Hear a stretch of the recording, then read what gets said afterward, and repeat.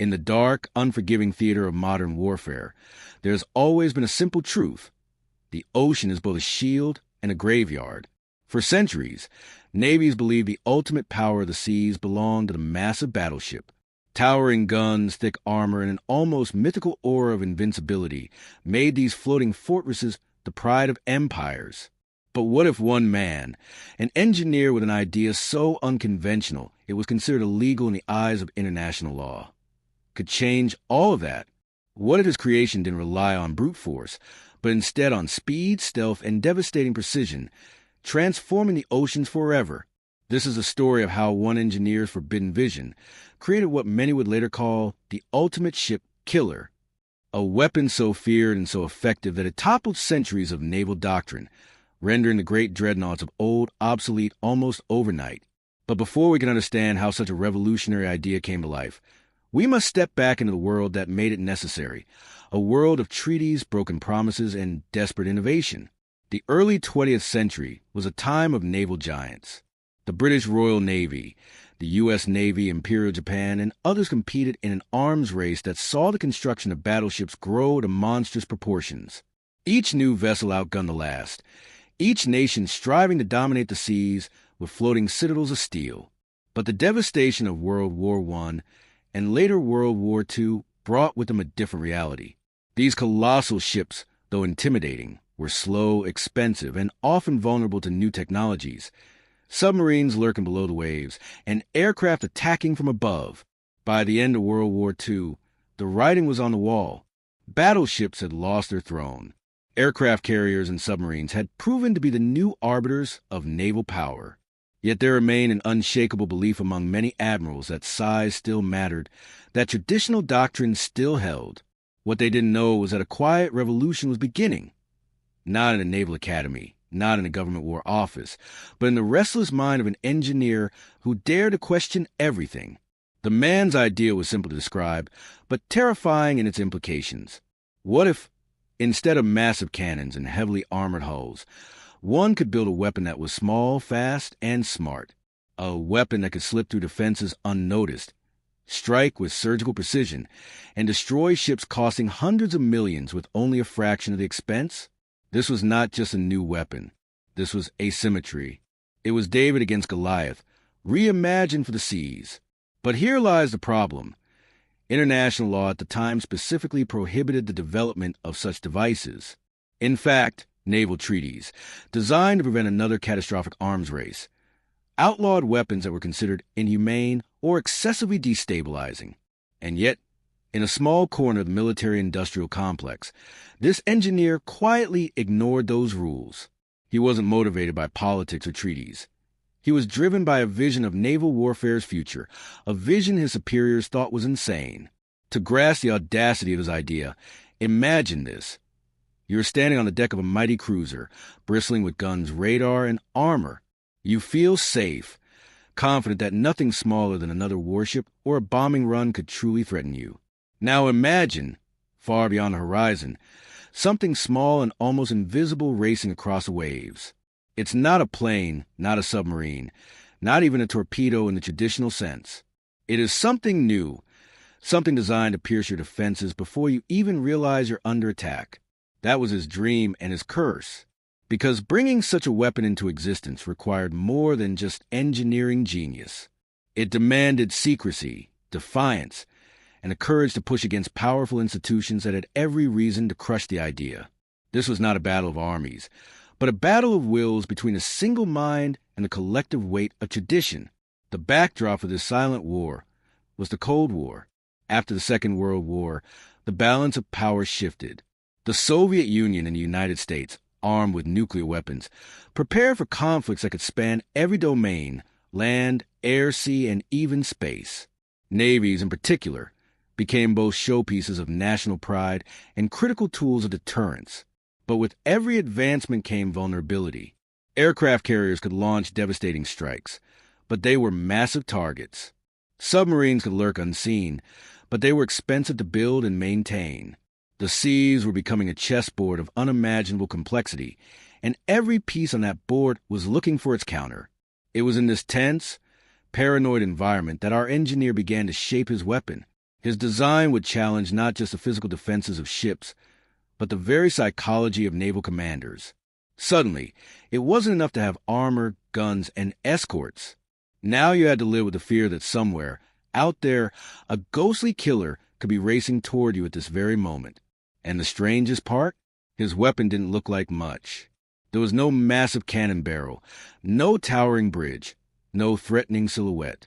It was sleek, low to the water, almost unimpressive to the untrained eye. Yet within its small frame, it carried the power to do what whole squadrons of planes or submarines might struggle to accomplish. One shot, one hit, and a ship worth billions could be ripped apart. The idea spread like a whispered rumor, whispered because admitting it aloud meant acknowledging a violation of treaties and the possibility of igniting new conflicts. Officially, no one wanted it. Unofficially, militaries around the world began to take notice. The irony was painful. The very legality of the weapon only fueled its allure. If something was too dangerous to be allowed, didn't that make it the ultimate tool of war? In these opening years, the engineer worked in obscurity. His notes were dismissed, his prototypes ridiculed. And yet, like a shadow, his work continued. The further he pushed, the more he realized that the oceans of the future wouldn't belong to the biggest ships or the loudest cannons.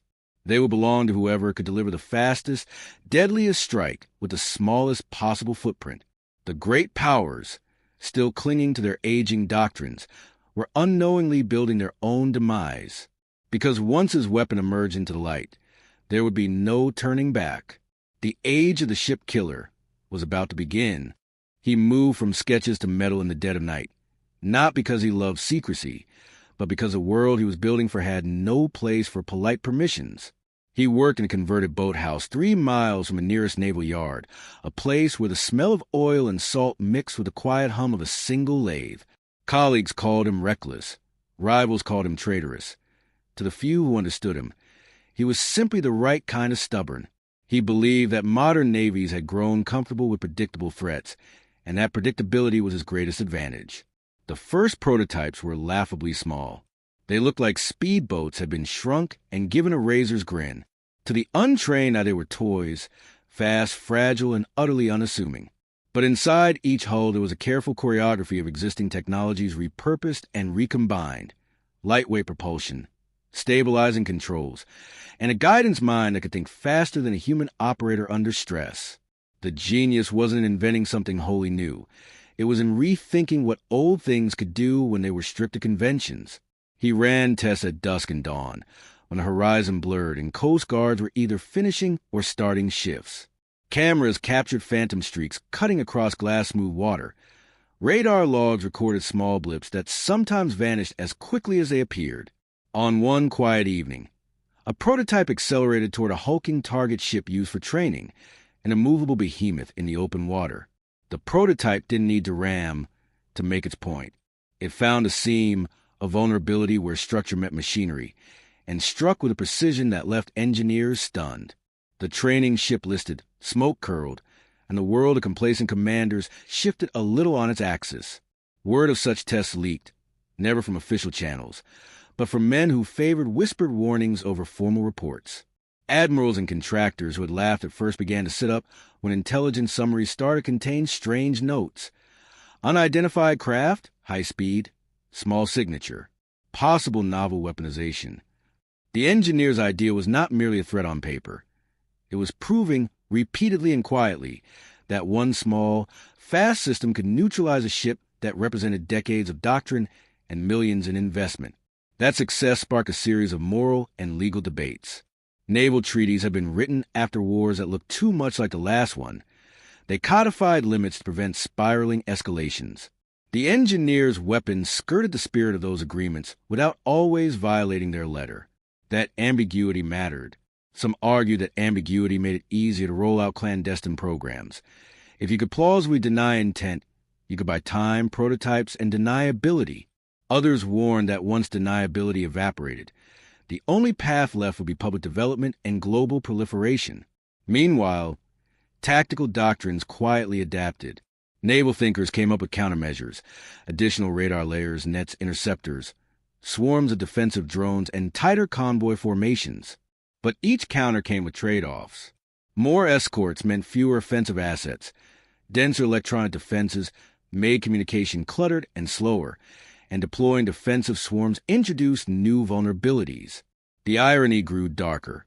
In an effort to defend their giants, navies were being forced within their reach, slow their reaction times, and accept new blind spots, exactly the gaps the engineers' small craft were designed to exploit.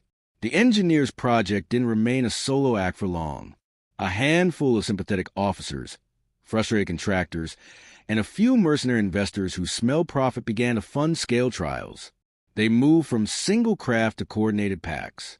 Rather than one small boat trying to do all the work, fleets of them could act like knives, coordinated, distributed, and disposable. The packs operated like a single organism. Some units masked signatures. Others acted as decoys, and a tiny number carried the punch. The effect on a targeted vessel was catastrophic because it multiplied complexity. You could shoot at one blip, but when several dozen tactics-wearing craft arrived from different vectors, the calculus for defense collapsed. What made the system terrifying wasn't just speed or low cost. It was a psychology of inevitability. If a commander couldn't be absolutely sure where an attack would come from, or whether the attack was a decoy for a more dangerous strike elsewhere, hesitation became a liability. Hesitation killed ships faster than any weapon. The engineer had weaponized doubt. He had built a tool that forced enemies into a perpetual state of second-guessing, precisely the kind of mental strain that breaks coordinated defense. International incidents began to follow. In one high-tension exercise, a warship reported near-miss contacts with unidentified craft that matched the engineer's prototypes. The political fallout was immediate. Accusations, denials, and emergency calls for treaty reviews. Diplomatic cables described a chilling scenario.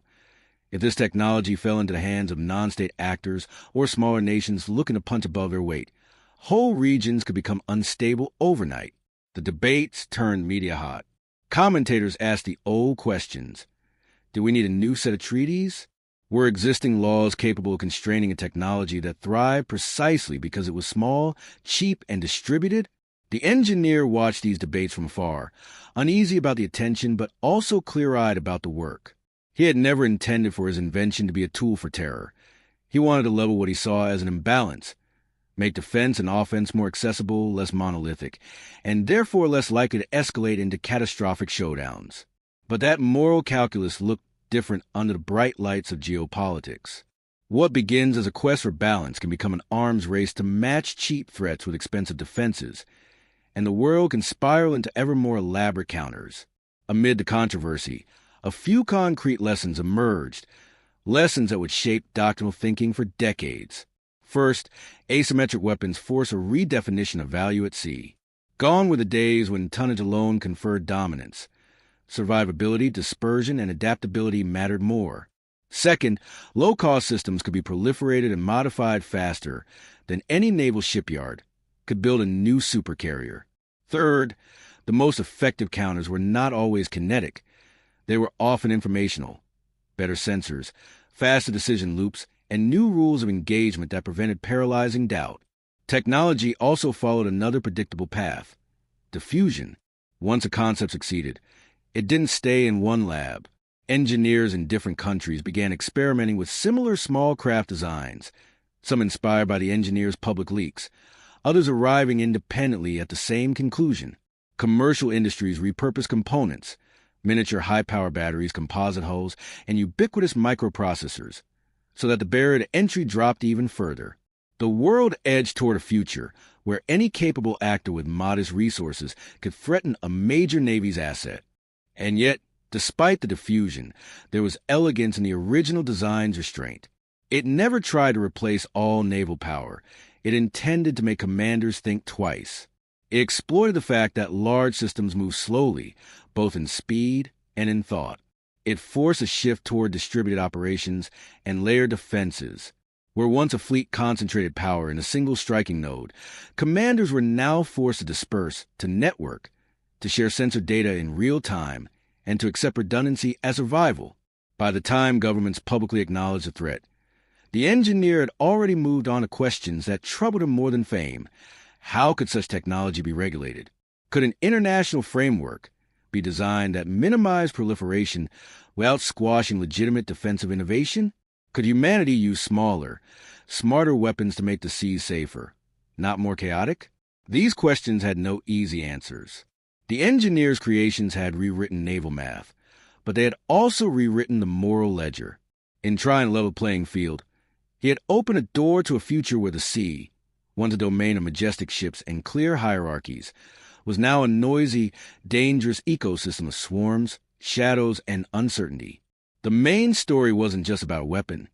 It was about a choice every society would have to make: chase the illusion of absolute security with ever larger defenses, or accept a new reality where agility, intelligence, and rules mattered more than sheer size. And so the world watched, argued, and adapted. The engineers' illegal idea had become the fulcrum of a new age of naval warfare, one that would test not only metal and motors, but law, ethics, and the stubborn human habit of trying to control the uncontrollable. The moment of reckoning came not in a laboratory, not in the pages of an engineering journal, but on the open sea, where theories are tested with steel and blood. The engineer's weapon, once dismissed as a fringe experiment, was finally unleashed in a real confrontation. The world would never forget what happened next. It began quietly, as many turning points do. A fleet exercise in contested waters, one side boasting its massive warships, symbols of power, intimidation, and pride. They cut through the waves with confidence, their radar screens alive with the static of distant contacts, their commanders assured that no threat could emerge without warning. For decades, naval dominance had been measured in tonnage and firepower. And yet, lurking beyond the horizon, a swarm of small craft waited, hardly visible to radar, riding low on the water, fast as sharks scenting blood.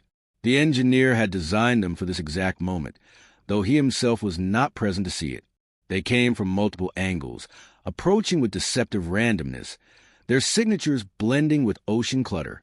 By the time the warship's operators realized something was wrong, it was already too late. Alarms blared, crews scrambled, defenses were activated. Guns swiveled, missiles fired, chaff scattered in the air like confetti in a storm. But against dozens of darting, unpredictable attackers, the mighty ships looked suddenly clumsy, slow, and uncertain. The first strike hit midships, where armor was weakest. A flash of fire, then smoke rising into the sky. Moments later, another vessel shuddered as an explosion ripped across its deck. The swarm wasn't just effective. It was merciless, designed to overwhelm rather than duel. And within minutes, a fleet worth billions found itself on the defensive against weapons that cost a fraction of a single missile. That clash, though brief, was a revelation. Around the world, naval strategists and politicians stared at the footage in disbelief. Decades of doctrine evaporated in a single engagement. The battleship era had ended long ago. Now even modern destroyers and cruisers seemed outdated, vulnerable, obsolete. The ultimate ship killer had arrived. Not in the form of a massive cannon or a revolutionary new carrier, but in swarms of sleek, low-profile killers born from an idea once considered illegal. For admirals who had built careers around traditional power projection, the realization was devastating. How do you fight an enemy who doesn't play by the same rules? How do you justify fleets that can be neutralized by swarms of machines smaller than their own lifeboats? For nations without sprawling defense budgets, the message was intoxicating. Naval dominance was no longer reserved for superpowers. With enough ingenuity, even smaller countries or groups without a flag at all could wield disproportionate power at sea. But for the engineer, this triumph was bittersweet. He had proven his concept beyond doubt, but at the cost of unleashing a genie that could never be forced back into its bottle. Watching his creation dominate on the world stage, he realized that he had not simply designed a weapon. He had rewritten the balance of the oceans. And with that shift came consequences no treaty could contain. Naval warfare entered a new era almost overnight. Fleets that once moved in tight formations began to scatter, adopting looser networks to reduce the risk of concentrated losses. Carriers, long considered untouchable symbols of air-sea power, suddenly needed layers of defense, so thick they struggled to operate freely. Investments poured into countermeasures, autonomous interceptors, high-energy lasers, electromagnetic shields. Yet the fundamental problem remained. Defenses cost billions, attackers cost thousands. The math favored chaos, and chaos arrived. Rogue actors began experimenting with improvised versions of the engineer's weapon. Smuggling networks retrofitted civilian boats into fast attack drones. Pirate groups, once a nuisance, became sophisticated threats. Even nations that swore publicly to uphold naval treaties quietly funneled money into clandestine programs, each desperate not to fall behind. The engineer's once illegal idea had become everyone's obsession. Still, amid the fear and escalation, a quieter truth lingered. The weapon had not been born from a desire to destroy, but from a refusal to accept stagnation. It was a reminder that technology does not wait for permission, and that progress often comes from those willing to ignore the rules. History's greatest shifts rarely come from committee meetings or signed agreements.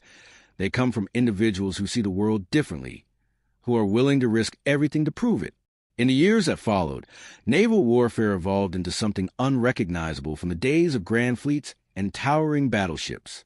The oceans became a domain of swarms and sensors, deception and speed, where the smallest player could wound the largest.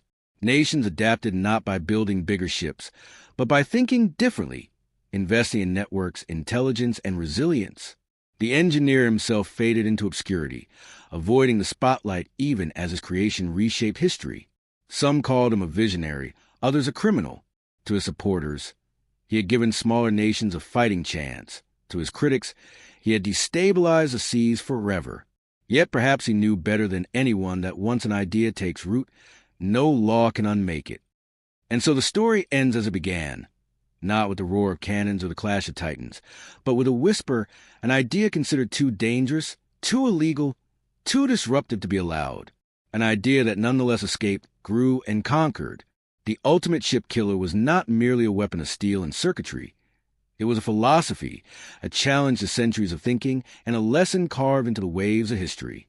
In the end, the oceans did not belong to the biggest ships, nor to the richest nations. They belonged to whoever could adapt the fastest, whoever could strike with precision and vanish into the spray. And somewhere out there, beyond the reach of treaties and traditions, one man's forbidden vision continues to ripple across the seas, a reminder that the future of war will always be written by those bold enough to defy the past.